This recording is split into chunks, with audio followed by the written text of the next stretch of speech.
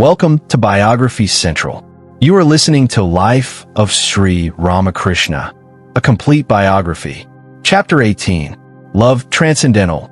Sri Ramakrishna now took up the next and highest form of Vaishnava sadhana, the Madhura Bhava, or the relation between a mistress and her lover. In a previous chapter, we outlined the principal features of the 5 forms of Vaishnava worship, all hinging on the potent factor of human life, love. The reader must have noticed that in this ascending scale of worship, the sadhaka is less and less impressed with the grandeur of his ideal, as he becomes freer and more intimate with the object of his adoration. Only the sweetness of the relation interests him. Considered thus, the Madhura Bhava, representative of the closest union between the worshipper and the object of worship, is assuredly the highest of these practices, though through every one of them the aspirant may achieve oneness with his beloved.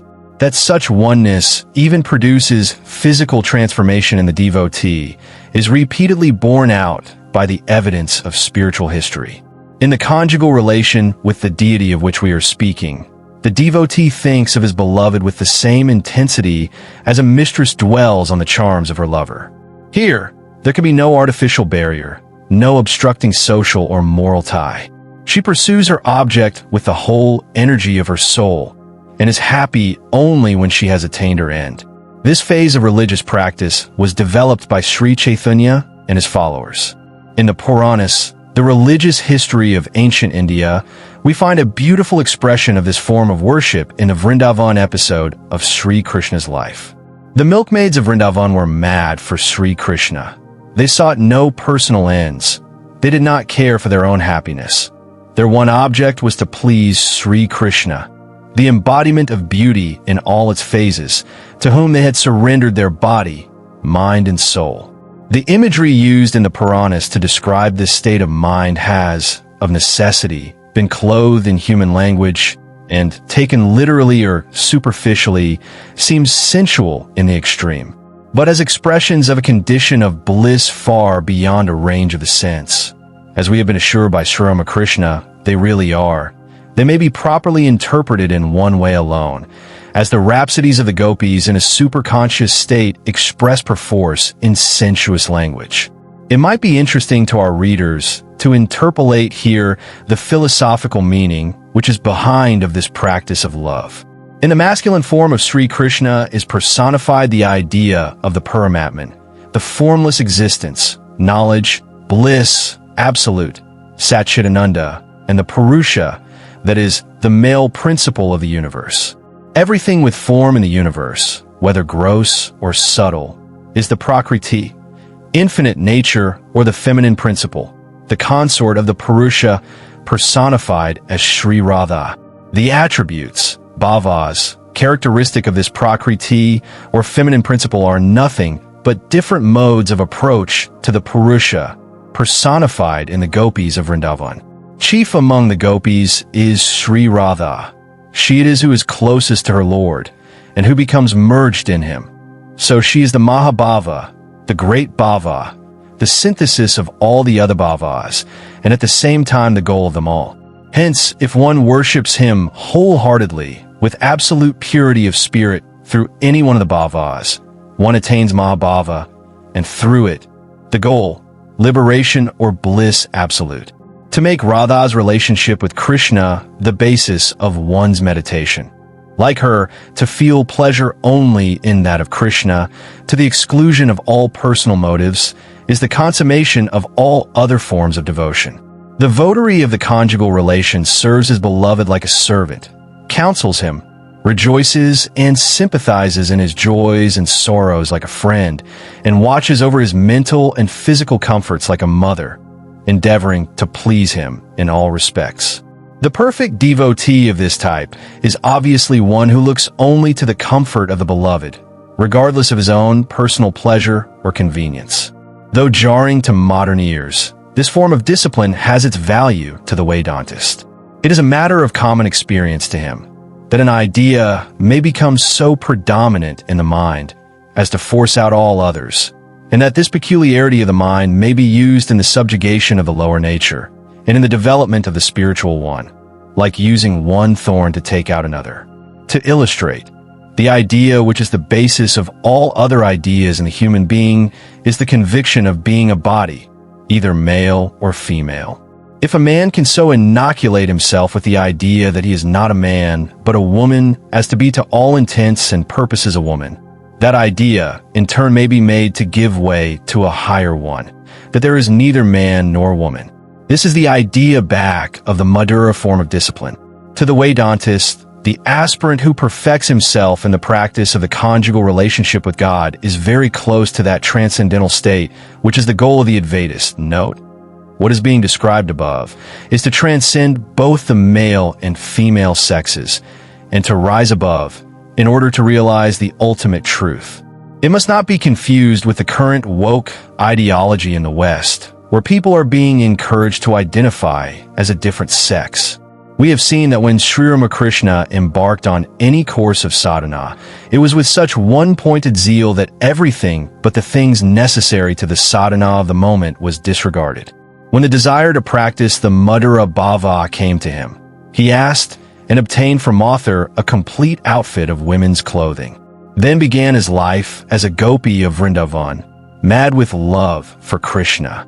His every utterance and movement bespoke the intensity of his feelings, his grief at separation from Krishna, and his desire to meet his beloved. From observation of his actions at this period, some idea could be gained of the throes of the gopis when separated from their Lord. He spent 6 months in this state, at no time lapsing from the part he had assumed. The milkmaids of Vrindavan used to worship Katyayani, the presiding deity, and beg the boon of Sri Krishna as husband. Sri Ramakrishna, too, at this time considered himself the handmaiden of the Divine Mother, but more frequently be served Radha and Krishna in this way. During this period, Sri Ramakrishna lived now and then with the women of Mathar's family in Calcutta. They felt no constraint in his company, for they looked upon him as one of themselves. Every year Mathur used to invite him to his house during the Durga Puja festival. The following account of one year will show how remarkably Sri Ramakrishna adapted himself to the ways and manners of women during this period. As usual, Mathur made arrangements on a grand scale for the festival. Sri Ramakrishna's presence added a wonderful solemnity to the whole occasion. Mathur and his wife were overjoyed at having this rare opportunity of worshiping the Mother of the Universe. The first day's worship was over, and preparations were made for the evening service. But an unexpected difficulty arose. Sri Ramakrishna, dressed in a silk cloth and looking exactly like a woman, was in one of his moods of absorption as an eternal attendant or companion of the Mother. Mathur's wife could not leave him alone in this trance state to attend the evening service, for only a few days previously, while he was in such a mood, he had fallen on a pan of fire, burning himself badly. She was in a dilemma when an idea came to her. In haste, she brought her valuable ornaments and began to adorn Sri Ramakrishna with them, saying to him all the time, "It is the time for Arthi. Won't you come and perform Arthi to the Mother?" The words had their desired effect upon him. He partially recovered consciousness, and in that half-awakened mood joyously accompanied her to the hall of worship. The ceremony began forthwith. Sri Ramakrishna, surrounded by the women, began to fan the goddess with a chorai. At one end of the hall were the women, while at the other end stood Mathur with the men. Suddenly Mathur caught sight of a very respectable strange woman standing by the side of his wife, waving a chorai to the Divine Mother. He looked at her again and again, but did not recognize her. He concluded it must be some friend of his wife. When the service was over and the women were gone, Mathur asked his wife about the stranger. He was agreeably surprised to hear who she was, and said, "Well, it is impossible to recognize Father even in small things, unless he chooses to betray his identity." Hriday, too, used to say, even his nearest relatives could not pick out Sri Ramakrishna in a group of women. One day, Mathur Babu took me into the women's quarters of his home and asked me to point out my uncle. Though I had been living with him for so many years, I did not recognize him at once. He further said, "At Dakshineshwar, my uncle used to go to the garden every morning with a flower basket in his hand and collect flowers for offering. we observe that he always advanced his left leg first in the manner of women. The Bhairavi, too, used to say that at the time of his plucking flowers, she often mistook him for Sri Radha. After praying to the Divine Mother for the boon of realization of Sri Krishna as his beloved, Sri Ramakrishna devoted all his energies to prayer at the feet of Sri Krishna and Sri Radha. He longed for the company of Sri Krishna passionately. The pain of separation from his beloved was unbearable. Day after day, month after month, he spent in fervent expectancy of the vision of Sri Krishna. Nothing could diminish that fervor. He forgot food and drink and spent the whole day in bitter wailing. The eager expectation gradually turned into mad frenzy. The burning sensation all over his body, which he had experienced twice before, reappeared. Minute drops of blood began to ooze from pores of his skin. At times the joints of his body seemed to be loosened owing to the intensity of his anguish. His senses would stop functioning, and he looked like a corpse. The world has seldom seen such intense zeal. As already said, Sri Radha's love for Sri Krishna was unparalleled even among the wonderfully selfless milkmaids of Vrindavan. So, tradition says that it is impossible for one to be blessed with a vision of Sri Krishna unless one first obtains the grace of Sri Radha, whose pure love has forever enthralled Sri Krishna. Sri Ramakrishna now appreciated the value of this propitiatory worship of Sri Radha and began to pray to her with single-minded devotion. Within a short time, Radha revealed herself to him. This time also he felt the figure vanish into his own body. The master used to say, "It is impossible to describe the heavenly beauty and sweetness of Radha."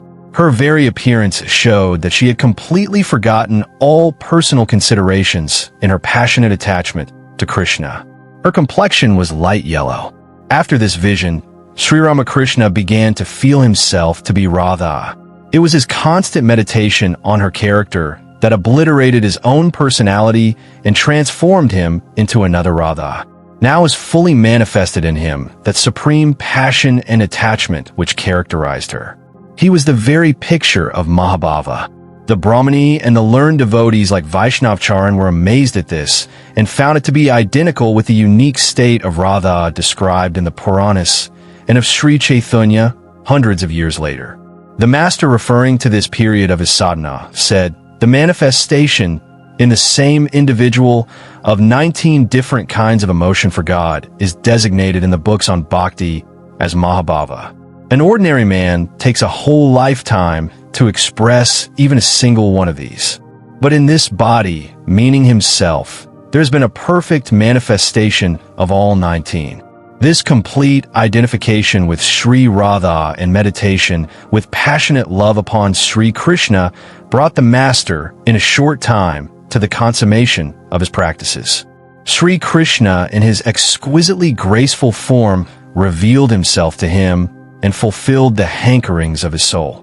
Then he merged himself in the person of Sri Ramakrishna. The master remained for 2 or 3 months in a state of divine felicity. Forgetting his own identity, he looked upon himself as Krishna, and he saw Krishna manifested in all creatures, sentient and insentient. Long after, he picked up a blue flower and showing it to his disciples said, "Such was Sri Krishna's complexion as he appeared to me during that practice." Thus did Sri Ramakrishna reach the culmination of this form of sadhana. His agony of heart vanished in his glorious realization of the beloved. He had tapped the fountain of eternal bliss and was immersed in it till the time came for a still greater realization, the Advaita. We shall conclude this chapter with a mention of one vision characteristic of this period. One day, he was seated in the veranda of the Vishnu temple listening to the reading of the Bhagavata, when he fell into an ecstatic mood and saw the resplendent form of Krishna.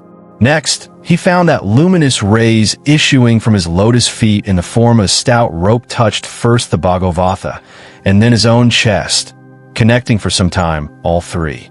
The master used to say, "After this vision, I came to realize that God, his devotee, and the scriptures, which are his words, though they appear to be distinct entities, are in reality one and the same.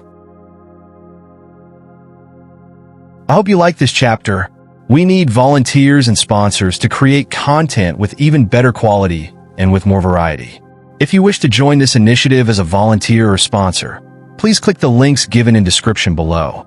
To help us reach more viewers, please like, comment, share, and subscribe to Biography Central. Thank you for your time. It means a lot. Namaste.